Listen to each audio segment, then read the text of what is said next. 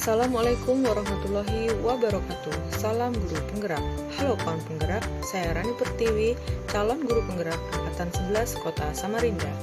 Berikut adalah tugas aksi nyata modul 1.4 mengenai budaya positif.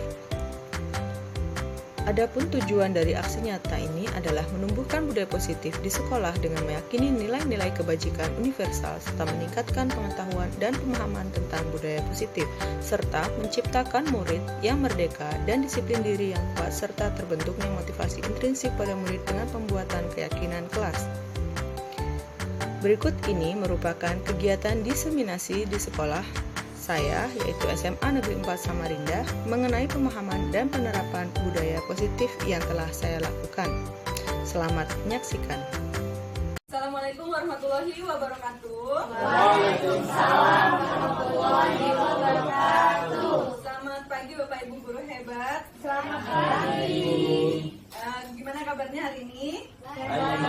Sehat semua ya Bapak Ibu ya. Alhamdulillah, puji syukur kita panjatkan kehadirat Tuhan Yang Maha Esa karena atas limpahan dan rahmat serta hidayahnya kita dapat berkumpul di sini dalam acara atau kegiatan penyebaran pemahaman, yaitu diseminasi aksi nyata modul 1.4 budaya positif, yaitu memenuhi tugas saya sebagai CGP angkatan 11 ya Bapak Ibu. Izin saya berbagi pengetahuan mengenai budaya positif Bapak Ibu ya. Karena ini masih pagi, jadi kita bacakan dulu tujuan diseminasi pada kali ini, yaitu yang pertama untuk memenuhi tujuan aksi nyata modul 1.4. Yang kedua, penyebaran pemahaman budaya positif kepada seluruh warga sekolah. Yang ketiga, mengajak warga sekolah untuk bersama-sama menerapkan budaya positif. Bapak Ibu, kita akan melakukan ice breaking. Jadi saya akan pergi ke Belanda. Semangat ya Bapak Ibu ya, jangan diam aja Bapak Ibu. Masih pagi ya. Saya akan pergi ke Belanda nih minggu depan. Saya akan ajak Bapak Ibu dengan syarat membawa barang-barang yang sudah ada waktu Bapak Ibu lahir. Sudah ada sejak Bapak Ibu lahir ya. Kalau saya akan membawa rantang. Ya, saya akan bawa rantang. Kalau Pak Yadi kira-kira mau bawa apa? Jadi barang-barangnya sudah ada sejak Bapak Ibu lahir. Ya. Membawa apa kira-kira ya? Saya akan pergi ke Belanda nih. Saya akan ajak Bapak Ibu semua, yang penting benar nih bawanya. Barang apa?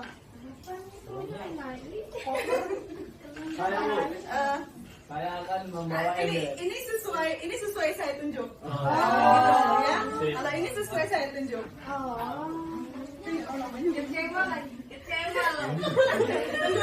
Tunggu dulu.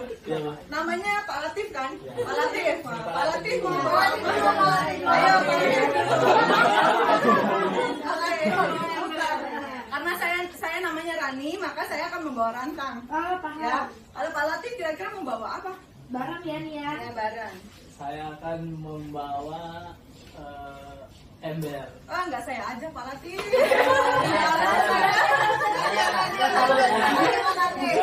bapaknya namanya siapa? Bapak Syukur.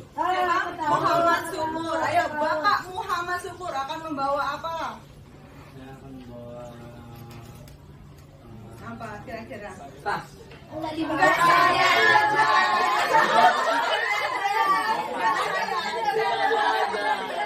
Oke, lanjut. Siapa namanya Pak?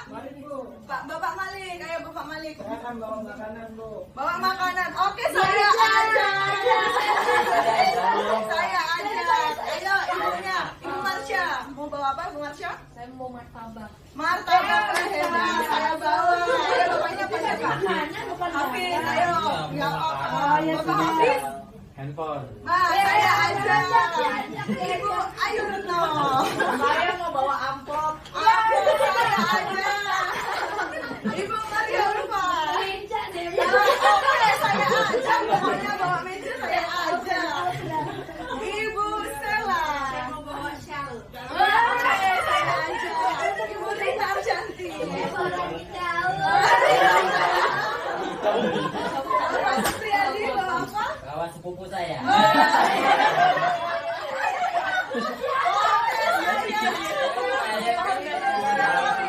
Udah tahu ya cluenya ya, Pak Latif sekarang mau bawa apa? Kalau saya mau bawa lantai, Bu. Aku boleh lantai baju saya aja. Oke, sudah paham ya berarti inisial hurufnya. Oke. Baik, pada pertemuan kali ini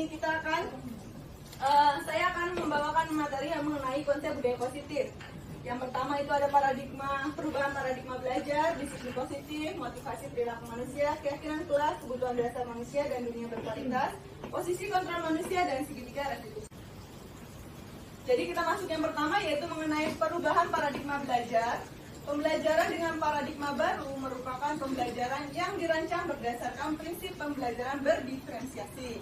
Sehingga peserta didik belajar sesuai dengan kebutuhannya, sesuai dengan perkembangan, sesuai teori psikologi modern untuk mewujudkan profil pelajar Pancasila. Seperti yang kita ketahui, profil pelajar Pancasila yaitu ada beriman bertakwa kepada Tuhan Yang Maha Esa, berakhlak mulia, berkebinekaan global, bergotong royong, kreatif, bernalar kritis dan mandiri. Itu tentu Bapak Ibu sudah sangat fasih dan paham ya Bapak Ibu ya. Jadi pada kegiatan kali ini ada kegiatan pemantik nih Bapak Ibu. Nih ada Anda dan teman Anda akan melakukan kegiatan cobalah buka. Jadi Anda adalah A, tugas Anda adalah mengepalkan satu tangan Anda. Coba Anda bayangkan bahwa Anda menyimpan sesuatu yang sangat berharga dalam kepalan tangan Anda. Anda perlu menjaga benda tersebut sekuat tenaga Anda karena begitu pentingnya untuk kehidupan Anda. Tugas rekan Anda, si B, ini adalah mencoba dengan segala cara untuk membuka kepalan tangan Anda. Teman Anda B boleh membujuk, menghardik, mengintimidasi, memarahi, menggoda, menggelitik. Boleh bahkan menawari Anda uang agar Anda bersedia membuka kepalan tangan Anda. Nah, kalau seperti itu kira-kira Bapak Ibu akan membuka kepalan tangannya atau tidak? Tidak. Walaupun digelitik, Kan digoda. kalau digoda tergoda ya Pak Yadi ya. Nah, bisa jadi Pak Yadi tergoda nih katanya. Goda saya. Kalau cowok-cowok pasti gampang tergoda ya. Jadi kalau cewek akan mempertahankan. Ya, betul. Cewek istiqomah. Istiqomah, insya Allah ya. Baik. Jangan yang goda. Jadi yang cowok akan tergoda dan yang cewek istiqomah. Kita lanjut Bapak Ibu ya. Apakah Anda atau B membuka kepalan tangan Anda? Mengapa? Apa alasan Anda atau B membuka kepalan tangan Anda? Ini pertanyaannya nggak perlu dijawab aja ya, direnungkan. Apakah Anda atau B menutup kepalan tangan Anda? Kenapa juga? Apa alasannya? Dalam kegiatan ini sesungguhnya siapa yang memegang kendali atau kontrol untuk membuka atau menutup kepalan tangan? Kira-kira siapa yang membuka, yang mempunyai kendali? Diri sendiri. Ya benar, diri sendiri ya. Kita sendiri yang punya kendali atas diri kita. Nih, ini adalah miskonsepsi, artinya adalah kekeliruan tentang teori kontrol menurut Glaser. Yang pertama yaitu ilusi mengontrol murid, bahwa guru itu sungguhnya harus bisa mengontrol murid, padahal tidak ya. Murid juga punya kendalinya atas diri dia sendiri. Kemudian ilusi bahwa semua penguatan itu positif dan bermanfaat, padahal bukan semuanya positif gitu ya. Ilusi bahwa orang dewasa berhak memaksa, tidak juga ya, karena itu tidak benar.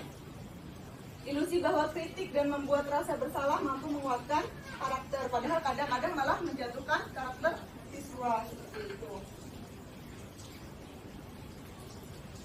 Jadi ini bedanya stimulus respon dengan teori kontrol. Untuk stimulus respon, realitas atau kebutuhan kita itu dianggap sama, padahal yang sesungguhnya kebutuhan kita itu kan berbeda-beda. Sama kayak murid itu juga berbeda-beda kebutuhannya. Jadi kita tidak bisa menyamakan.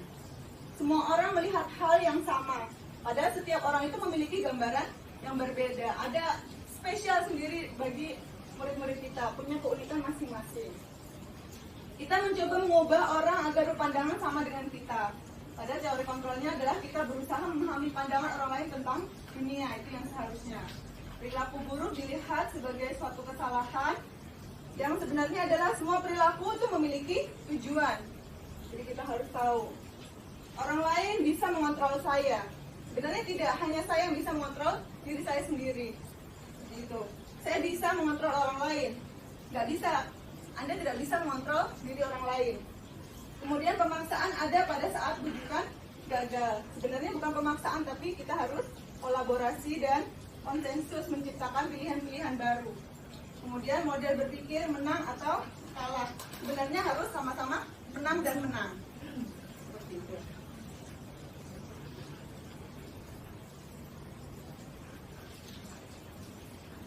akan lanjut ke materi yang kedua tentang disiplin positif.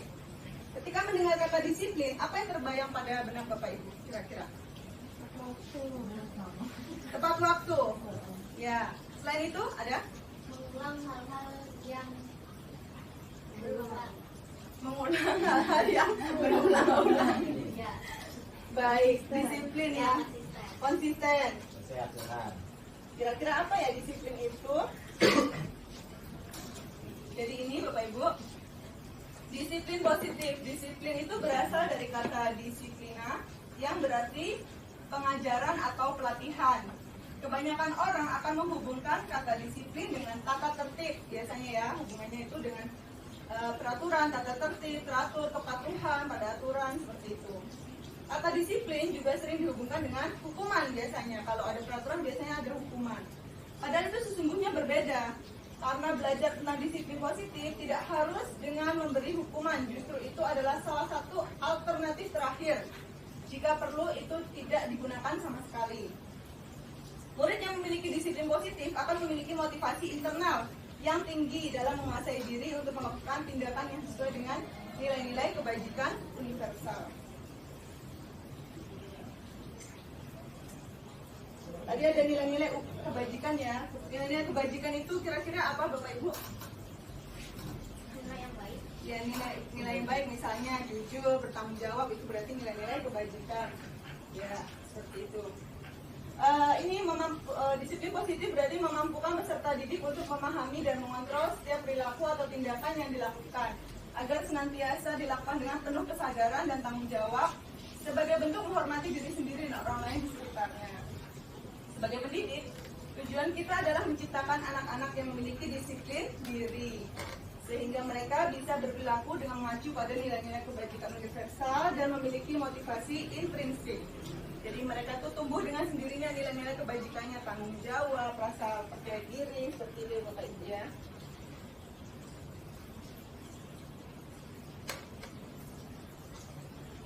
Nih, kita masuk ke motivasi perilaku manusia. Sebagai seorang guru, saat Bapak Ibu guru hadir di kelas tepat waktu, itu kira-kira motivasi apa yang mendasari tindakan Bapak Ibu? Semangatnya Mas Budi. Karena mau menjadi teladan berarti ya, dicontoh siswa. Kemudian ada lagi yang lain? Bapak Ibu? Sebagai wujud tanggung jawab sebagai guru. Tanggung jawab sebagai guru. Baik.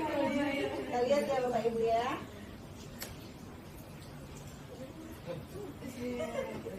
Jadi ada 3 teori motivasi perilaku manusia. Yang pertama itu untuk menghindari ketidaknyamanan atau hukuman. Siapa tahu kan gara-gara itu kan kita takut dihukum, ketidaknyamanan, diomongin orang, misalnya seperti itu ya, kita takut berarti kan. Yang kedua untuk mendapatkan imbalan atau penghargaan dari orang lain, berarti mengharapkan reward, apresiasi seperti itu. Kemudian yang ketiga untuk menjadi orang yang mereka inginkan dan menghargai diri sendiri dengan nilai-nilai yang mereka percaya. Ini artinya berarti bertanggung jawab. Yang kata Ibu Rita tadi ya. Ini. Jadi di sini ada motivasi ekstrinsik dan motivasi intrinsik seperti yang tadi. Kalau untuk yang poin 1 dan 2 ini dia termasuk ke motivasi ekstrinsik karena yang pertama takut dihukum, kemudian yang kedua itu mengharapkan imbalan. Begitu juga dengan siswa kita Bapak Ibu ya. Karena kita juga misalkan melakukan hal itu takut dihukum atau tidak takut nggak nyaman diomongin orang misalnya, atau karena ingin mendapatkan penghargaan, siswa kita juga seperti itu. Jadi ada motivasi ekstrinsiknya seperti ini dan motivasi intrinsiknya ini. Ini adalah motivasi intrinsik atau internal. Motivasi internal ini adalah dorongan kuat yang muncul dari dalam diri untuk mencapai tujuan yang kita inginkan. Biasanya itu muncul dengan kesadaran diri sendiri, tanggung jawab kita sendiri. Perilaku berdasarkan keyakinan nilai yang muncul dari dalam diri cenderung akan bertahan lama atau long term, dimanapun dan dalam keadaan apapun. Motivasi ini akan membawa manfaat atau membantu pengembangan potensi murid. Jadi kemanapun dia nanti setelah lulus, misalkan ya itu nilai yang tertanam pada diri dia.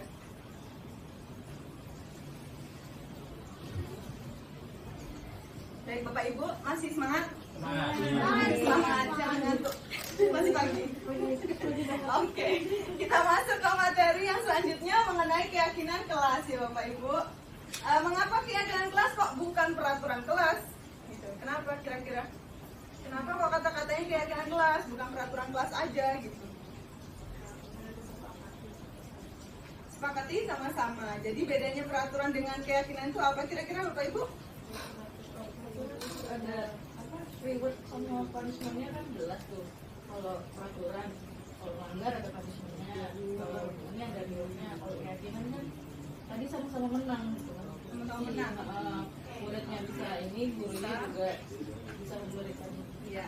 Jadi biasanya kalau peraturan itu sudah dibuat, sudah ada ini peraturan itu sudah ada. Tinggal siswa itu mengikuti, bukan dia yang membentuk, bukan murid yang membentuk. Tapi kalau keyakinan itu biasanya sama-sama. Kita membuatnya sama-sama. Jadi ini peraturan biasanya rinci dan konkret. Suatu kelas bisa memiliki lebih dari satu peraturan yang berkaitan dengan kebersihan dan kenyamanan. Peraturan juga bisa bertambah dengan seiringnya waktu. Kemudian kalau keyakinan ini bersifat lebih abstrak dan universal dibandingkan dengan peraturan. Segala sesuatu yang berkaitan dengan kenyamanan terkandung dalam satu keyakinan. Ini misalnya ada peraturan membuang sampah pada tempatnya, kemudian merapikan kembali mainan setelah digunakan, melepaskan sepatu saat masuk kelas. Untuk keyakinan ini bisa diringkas jadi satu aja, setiap anggota kelas perlu merasa nyaman saat belajar, seperti itu. Segala sesuatu yang berkaitan dengan kenyamanan terkandung dalam satu keyakinan ini. Boleh juga yang lain nanti apa? Kita tanyakan ke siswa bahan bikin satu keyakinan. Jadi ini kemarin saya sudah membuat keyakinan kelas di kelas saya, tapi saya bentuknya dalam bentuk nilai-nilai kebajikan keyakinan kelasnya. Jadi ini sudah ada mereka bikin, melibatkan seluruh anggota kelas untuk berdiskusi, setiap murid mendapat kesempatan untuk menuliskan kelas yang diimpikannya tuh gimana sih? Kalimatnya berupa pernyataan universal, kemudian setelah itu misalkan mereka tulis tidak boleh membuang sampah sembarangan. Nah, itu diubah jadi kalimat positif. Buanglah sampah pada tempat yang disediakan. Nah, seperti itu. Ini sudah saya tuliskan nilai-nilai yang positifnya. Setelah itu baru ini masuk ke nilai kebajikan apa ya anak-anak kira-kira. Kalau misalkan kayak gini berarti kebersihan. Kalau misalkan Bu, nggak boleh ambil pulpen milik teman-teman Bu, soalnya sering hilang kan pulpennya. Nah itu saya masukkan ke kejujuran, seperti itu. Jadi ketika nanti mereka melanggar, misalkan melanggar sesuatu, kita bisa ingatkan lagi. Waktu itu kan kita sudah bikin keyakinan kelas nih anak-anak, atau misalkan siapa yang melakukan kesalahan. Ingat nggak ini nilai kebajikan apa waktu itu yang udah kita sepakati? Itu ya ini Bapak Ibu ya.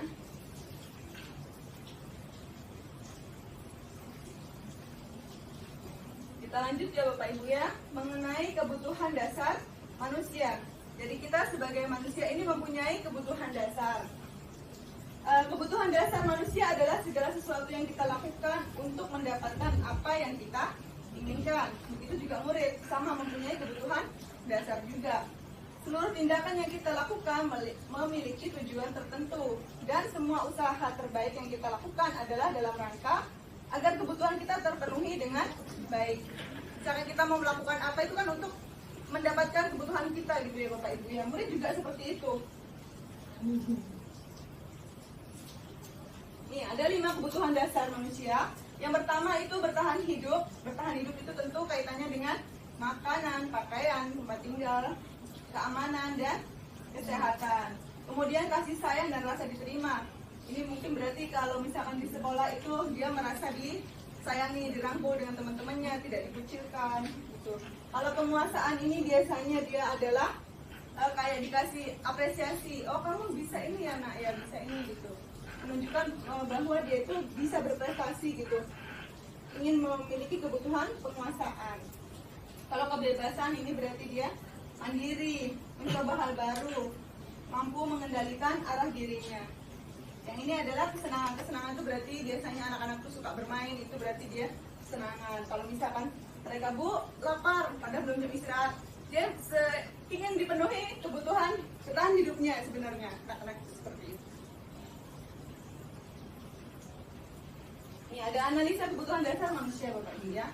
Di sini ada kasus 1. Bimo itu seorang anak TKB, selalu berlari keluar kelas menuju jalan raya di depan sekolahnya yang ramai dengan kendaraan. Tingkahnya membuat guru Bu Ani bingung dan seringkali lari mengejarnya. Ada beberapa kemungkinan jawaban yang diberikan Bimo. Aku senang main kejar-kejaran dengan ibu guru, seru katanya.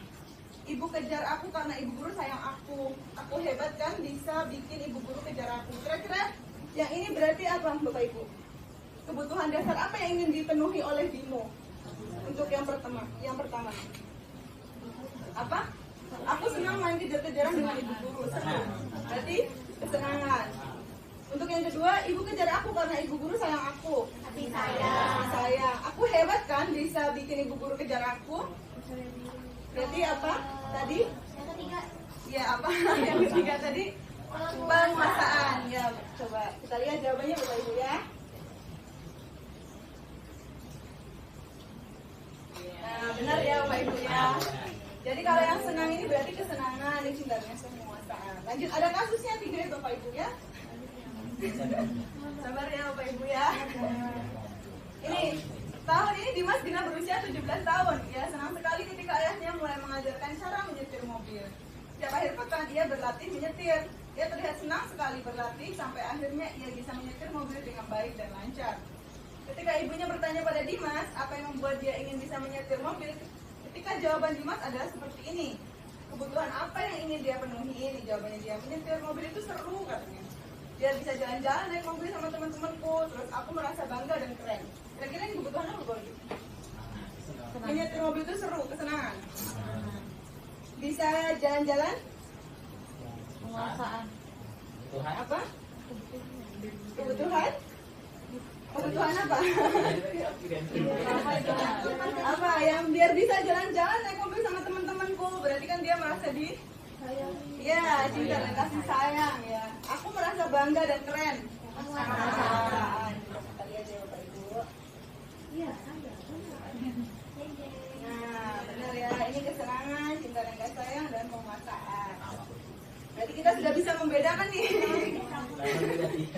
Sudah bisa membedakan, maksudnya kebutuhan apa sih murid kita ini yang ingin dia penuhi gitu. Sikap-sikapnya itu menunjukkan dia ingin dipenuhi apanya gitu. Ini yang kasus ketiga.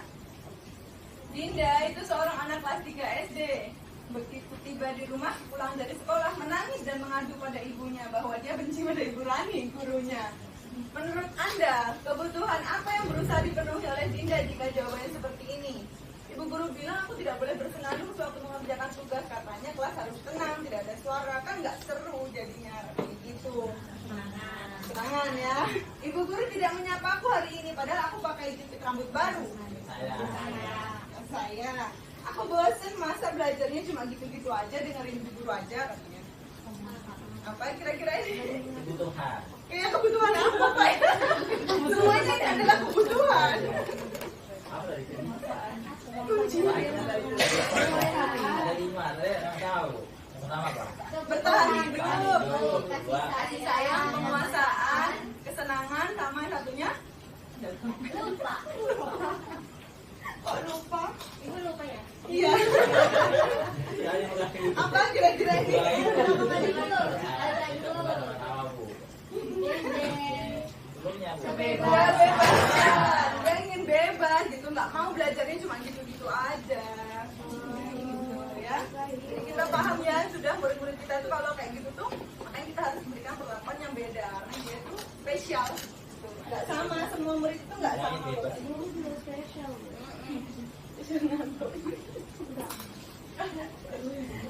Jadi kebutuhan dasar manusia itu dengan mengerti dan membuka diri atas beragamnya kebutuhan dasar manusia, maka kita bisa memberikan ruang kepercayaan dan empati pada setiap kesalahan murid. Gak melulu menyalahkan murid, kamu ini kayak gini, kamu ini kayak gini, padahal yang murid itu ingin dipenuhi kebutuhannya. Jika kita bisa mengerti kebutuhan apa yang sedang ia ingin penuhi, reaksi kita akan menjadi lebih tenang, tidak menghakimi, kita bisa berkomunikasi lebih baik pada murid. Dengan memahami kebutuhan dasar manusia, kita menjadi lebih sadar bahwa murid kita sebenarnya adalah manusia yang sama seperti kita, mereka juga bisa salah. Oke Bapak Ibu ya. Lanjut kita ke materi yang posisi kontrol manusia. Jadi ketika seorang murid melakukan melakukan sesuatu perbuatan yang bertentangan dengan nilai-nilai kebajikan atau melanggar peraturan. Hal itu sebenarnya dikarenakan mereka gagal memenuhi kebutuhan dasarnya yang tadi itu. Makanya dia berulah karena ingin mencari perhatian, ingin mendapatkan kebutuhannya melalui tindakan-tindakan yang menurut kita itu adalah salah. Jadi ini ada posisi kontrol manusia yang sebagaimana kita adalah guru, berarti posisi kontrol guru. Itu yang pertama, ada guru yang sebagai penghukum. Biasanya ini kalau pada penghukum bisa menggunakan hukuman fisik atau verbal dengan mengancam. Kemudian ada yang kedua yaitu pembuat rasa bersalah. Menggunakan bahasa yang lembut namun dapat membuat orang lain merasa tidak nyaman, bersalah atau rendah diri. Kemudian yang ketiga, posisi guru itu ada juga sebagai teman, yaitu mengontrol murid dengan bujukan, misalnya ayolah nak bantu ibu dengan bersikap yang baik, seperti itu ya teman ya. Kemudian yang keempat itu ada pemantau, melandaskan tindakan pada peraturan dan konsekuensi, biasanya ada konsekuensinya. Kemudian yang kelima itu manajer, mempersilahkan murid mempertanggungjawabkan perilakunya dan mendukung murid untuk menemukan solusi atas permasalahannya sendiri. Jadi ini ada 5 posisi kontrol, ada penghukum, pembuat rasa bersalah, teman, pemantau, dan manajer. Tuh, kita biasanya sebagai guru tuh masih di posisi mana ya Pak ya? Pak ya di 5 ya? Jadi seperti ini, kalau kita misalnya misalnya kita ini sebagai penghukum, maka guru berbuat ini kan menghardik, menunjuk-nunjuk, misalnya nyakitin, nyindir, kayak gitu ya. Dia biasanya ngatain kayak gini nih, kalau kamu tidak melakukannya saya akan suruh kamu gitu ya gitu. Kemudian hasilnya apa pada siswa? Dia akan memberontak, mendendam, menyalahkan orang lain, biasanya seperti itu Bapak Ibu. Kemudian membuat rasa bersalah, ini biasanya ceramah menunjukkan kecewaan mendalam, kamu ini sudah bikin ibu kecewa misalnya, kenapa kamu masih bersikap kayak gini-gini. Jadi kan murid itu kayak merasa bersalah, tersudutkan kayak gitu ya. Jadi akibatnya murid ini akan lama-lama menyembunyikan atau menyangkal atau berbohong. Dia kan nggak jujur gitu ya. Kalau untuk teman, dia biasanya guru itu berbuatnya membuat alasan-alasan untuk murid-muridnya. Lakukanlah demi Bapak Ibu, ya sudah nanti Bapak Ibu bantu bereskan permasalahannya, misalkan seperti itu. Bertindak seperti teman merangkul ya Bapak Ibu. Kemudian pemantau ini menghitung dan mengukur. Jadi misalkan guru ini akan bertanya, apa sih peraturannya yang kemarin? Jika kamu melanggar, apa konsekuensinya? Apa yang telah kamu lakukan? Misalnya banyak bertanya seperti itu. Biasanya dengan konsekuensi. Ya, ini kalau murid ini kalau diperlakukan guru sebagai pemantau, maka murid ini menyesuaikan bila diawasi. Misalkan ketika diawasi oleh bapak ini misalkan sebagai pemantau, maka dia akan patuh. Tetapi ketika tidak diawasi, dia akan kembali lagi seperti itu. Tetapi kalau kita sebagai manajer Bapak Ibu, ini mengajukan pertanyaan-pertanyaan, misalkan murid itu berbuat salah, maka kita akan bertanya menggunakan ini pertanyaan-pertanyaan ini. Apa yang sudah kita yakini? Apa kamu yakin dengan hal tersebut misalnya? Kalau kamu yakinnya, maukah kamu perbaikinya nak? Kalau kami memperbaikinya, jadi kira-kira hal tersebut akan menggambarkan apa tentang dirimu? Kamu akan bersikap bagaimana ke depannya? Apakah kamu akan berubah? Seperti itu ya Bapak Ibu ya. Itu kayak dikembalikan, dia tuh bertanggung jawab atas dirinya sendiri. Jadi nanti kalau ini hasilnya akan menguatkan watak atau karakter siswa.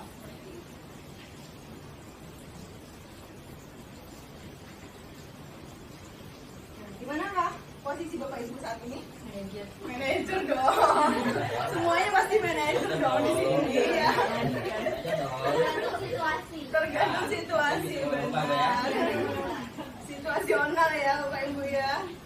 Tapi pada harapannya kita sebagai guru ini ya tentunya ingin menjadi posisi yang di manajer ya Bapak Ibu posisinya. Jadi ada ini, kalau ada hukuman, ada konsekuensi dan ada restitusi. Jadi kalau hukuman ini identitasnya itu gagal. Jadi korban mendapatkan keadilan menurut guru, misalkan murid atau anak akan tersakiti. Sistem tidak akan berjalan bila murid tidak takut. Nih, kalau hukuman. Jadi negatif. Kalau yang konsekuensi ini korban bisa diabaikan, memerlukan monitoring supervisi terus kalau konsekuensi ya. Sebagai pemantau tadi ya. Apa peraturannya? Mampukah kamu melakukannya? Terima kasih. Ini identitasnya netral. Kalau yang ini berarti positif untuk restitusi. Korban mendapatkan ganti, murid atau anak mendapatkan penguatan. Jadi ada hukuman, konsekuensi, dan restitusi. Yang kita harapkan itu adalah penyelesaian masalah dengan restitusi.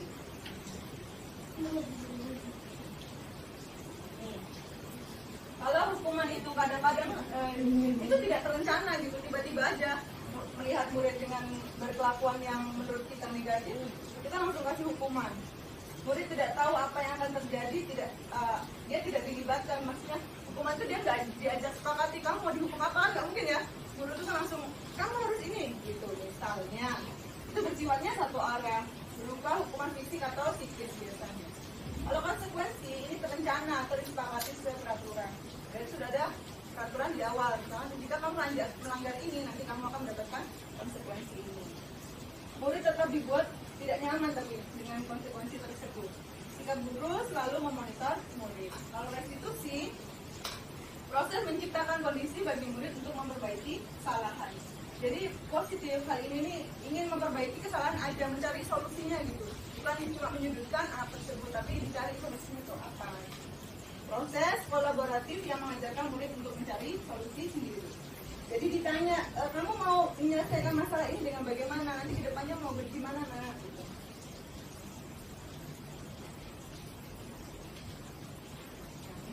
Ini yang kita maksud mengenai segitiga restitusi. Restitusi ini adalah metode untuk penyusunan kembali model disiplin di sekolah. Restitusi berfokus pada solusi atau pemecahan masalah yang bisa dilakukan. Bukan pada masalahnya, kita nggak lihat masalahnya, tapi fokus pada solusinya itu apa. Restitusi mengajak murid untuk mengidentifikasi kembali tindakannya, sehingga dia bisa menganalisis dan memikirkan langkah yang tepat dalam pemecahan masalah. Jadi ini ada 3, ada tahapan restitusi, yaitu yang pertama menstabilkan identitas, kemudian validasi tindakan yang salah, dan menanyakan keyakinan apa, misalkan yang dulu menstabilkan identitas itu menanyakan kenapa kok melakukan, validasi tindakan apakah tindakan ini salah atau benar, kemudian setelah itu baru ditanyakan keyakinan kamu akan mengulanginya lagi atau tidak.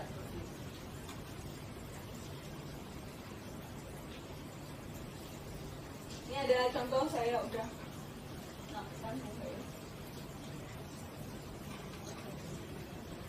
Ini tugas demonstrasi kontekstual saya.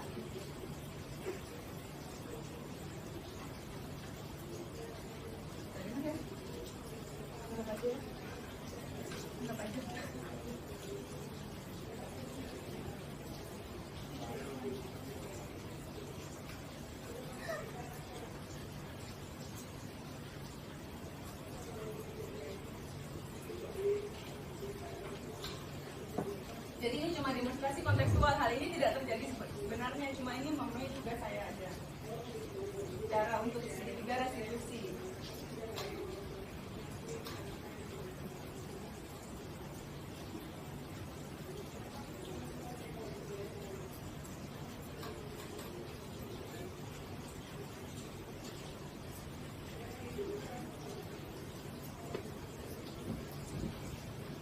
Jadi ditanya tindakannya salah atau benar.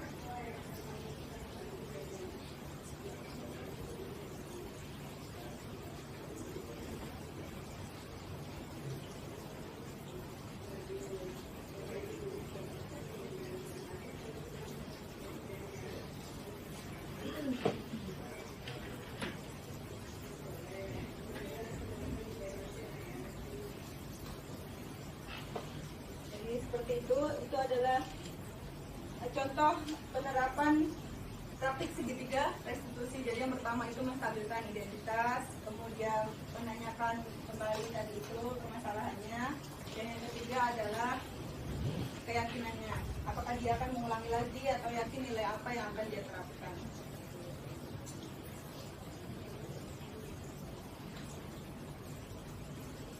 Apakah ada yang ingin disampaikan Bapak Ibu? Jadi dari penerapan segitiga restitusi, walaupun itu adalah hanya praktik aja, hanya tugas, tapi ketika anak itu saya tanya, respon dia itu senang katanya, karena setiap permasalahan itu tidak langsung mendapatkan hukuman. hukuman, dia bisa mencari solusinya gitu. Jadi dia malah senang gitu loh, hatinya tuh bangga dengan dirinya sendiri, dan solusinya juga ada atas setiap permasalahan. Seperti itu Bapak Ibu. Ada tanggapan? Terus saya tutup aja langsung.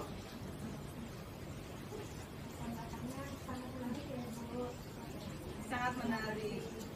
Baik, terima kasih, sama-sama. Oke. Yang lain Bapak Ibu ada tanggapan?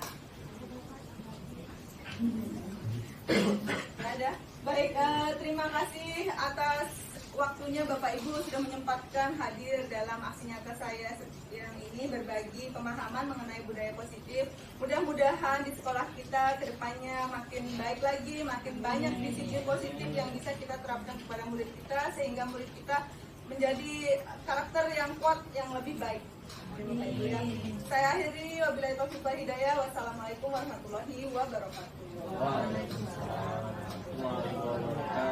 Selamat pagi.